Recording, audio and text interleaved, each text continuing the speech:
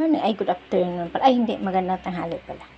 Yan ang aking menu for today. Ayan, spinach. Tapos, ayan. Tapos, ang tinaguriang labog na masarap ang asim sa Ilonggo lang nakakakilala yata nito. Ayan. Yan ba? Ang ganda, oh. Fresh na fresh. Galing sa aking paso na tanim. Ayan. Yan ang paggawin kong pang-asim dito, oh. Dito sa aking isda. Imagine, dalawang isda is 173. Yan, oh. Dalawang piraso lang siya.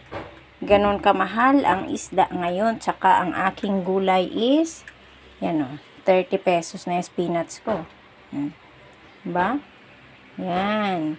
Tapos, dito papakulo ako ng tubig mamaya. Tapos, talagay ko lang to. Yan lang, napakasimpleng ulam. Ulam na yun. O, diba? Ayan, nakasalang na ang aking tubig na may luya at saka sibuyas.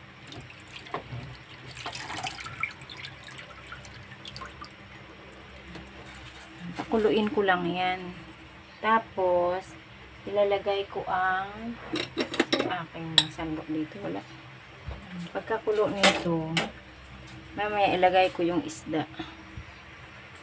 Yan, kumukulo na siya. Yan. Kumukulo na. Ilagay ko na ang aking mamahaling isda. Yan.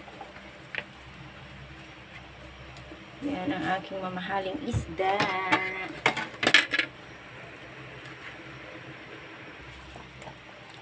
Ilagay na natin si spinach. Bilis na naman maluto ito.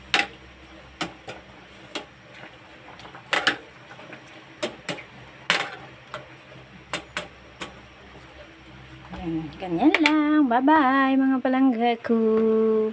Yan ang aking ulam for today. Bye!